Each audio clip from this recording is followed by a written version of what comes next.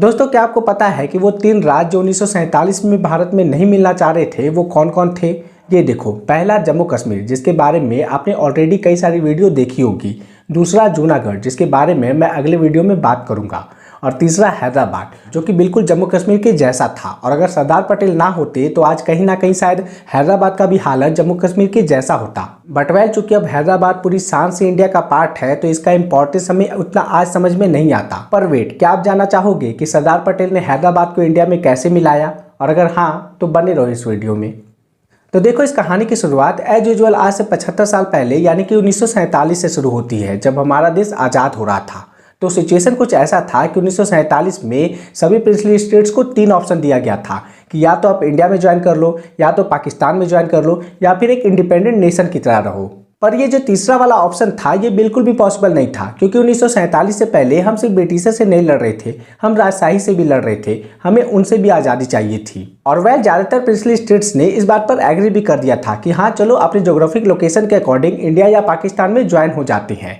पर इनमें से कुछ प्रिंसली स्टेट्स ऐसे थे जो कि ना तो इंडिया में ज्वाइन होना चाह रहे थे और ना ही पाकिस्तान में। वो अपने आप को एक इंडिपेंडेंट नेशन की तरह बना के रखना चाहते थे। और उन्हीं में से एक राज्य था हैदराबाद। हैदराबाद का जो निजाम था वो अपने आप को एक आज़ाद देश बनाना चाहता था। एक तो उसका राज्य सभी प्रिंसली स्टेट्स में से सबसे बड़ा था, प्लस कि उसका अपना एक करेंसी था, अपना रेलवे नेटवर्क था, अपना रेडियो नेटवर्क था, अपना पोस्टल नेटवर्क था, इवन हैदराबाद का अपना एक आर्मी भी था। और उस वक्त हैदराबाद का जो निजाम था, उस्मान अली खान, वो दुनिया का सबसे अमीर व्यक्ति था। सो वो इंडिया की आज़ादी को अपनी आज़ादी समझ रहा था कि अब वो भी आज़ाद हो गया है। पर प्रॉब्लम ये था कि वो चारों तरफ से इंडिया से घिरा हुआ था। आप हैदराबाद का मैप देखो, ये देखो हैदराबाद कैसे इंडिया से पूरी तरह से घिरा हुआ है और इन महाशय को आज़ादी चाहिए। और यही बात दिल्ली में बैठे सरदार पटेल को खटक रही थी। उनको लग रहा था कि यार ये हैदराबाद जो है वो भारत के अंदर एक नासूर की तरह बैठा हुआ है, जैसे शरीर में कोई घाव हो। स्टार्टिंग में तो इंडियन गवर्नमेंट ने निजाम से बहुत ही पोलाइटली बात की कि भाई प्यार से इंडिया में शामिल हो जाओ,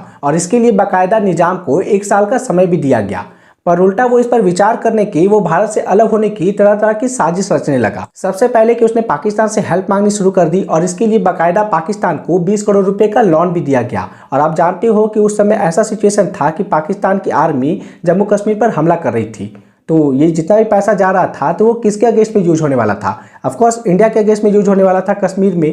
तो इसको एक वायलेशन की तरह देखा जा रहा था। प्लस जो निजाम था वो अपना एक आर्मी बनाना उन्होंने स्टार्ट कर दिया था, और इसका नाम था, उन्होंने दिया था राजाकार। राजाकार को आप एक सेमी आर्मी कह सकते हो, जिसका कि स्ट्रेंथ उस समय 2 लाख के करीब पहुंच गया था। और ये जितना भी चीज निजाम कर रहा था वो उस एग्रीमेंट का वायलेशन था जो कि इंडियन गवर्नमेंट ने और निजाम ने एक साथ बैठकर की थी। इवन एक मीटिंग में तो, जिसमें कि सरदार पटेल खुद थे, उसमें निजाम का एक रिप्रेजेंटेटिव जो कि कासिम रिजवी था, उसने यहाँ तक सरदार पटेल को धमकी दिया कि अगर आप हैदराबाद में कुछ भी इंटरफेयर करते हो तो जो हैदराबाद के जितने भी 85% हिंदू है उनको हम खत्म कर देंगे। पटेल तो शुरू से ही हार्डलाइनर थे, और इस तरह का जब वायलेशन हुआ और इस तरह का सिचुएशन जब आने लगा, जब बाकायदा एक कम्युनल क्लैश होने लगा, तो फिर सरदार पटेल ने पीएम नेहरू से बात करके इंडियन आर्मी को हैदराबाद में भेजने का निश्चय कर लिया। पटेल तो सिर्फ जवाहरलाल नेहरू के कारण ही चुप थे, क्योंकि जवाहरलाल नेहरू को थोड़ा सा बात करने का था कि यार पहले बात करके समझाते हैं, अगर बात नहीं समझेगा तो फिर उसके बाद आर्मी तो है ही। और फाइनली 13 सितंबर 1948 को सरदार पटेल अंडर ऑपरेशन पोलो के नाम से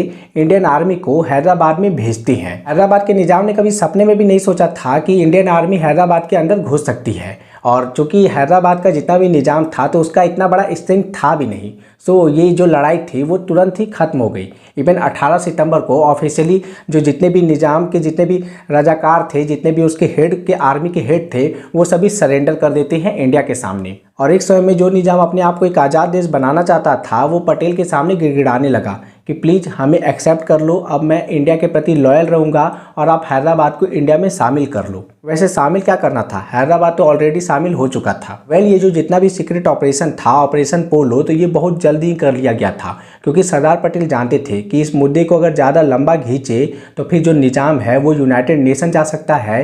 इवन कि वो वाला हाल हो जाएगा कि जो कश्मीर वाला हाल अभी जो हमारे सिचुएशन में चल रहा है कि यूनाइटेड नेशन में एक डिस्प्यूट की तरह देखा जाता है, तो वो सिचुएशन अभी हैदराबाद के सामने होता। लेकिन देखो, आज हैदराबाद पूरी शान से इंडिया का पार्ट है, और इसके लिए पूरा क्रेडिट जाता है सरदार पटेल को। सो वेल दोस्तों, ये थी कहानी हैदराबाद के इंडिया में इंटीग्रेशन की। आई होप आपको ये वीडियो अच्छा लगा होगा, कुछ इन्फॉर्मेशन मिला होगा। अगर वीडियो अच्छा लगा हो तो वीडियो को प्लीज़ लाइक कर देना और कमेंट करके बताना कि ये वीडियो कैसा लगा। चलिए मिलते हैं आपसे अगले वीडियो में। बहुत बहुत धन्यवाद।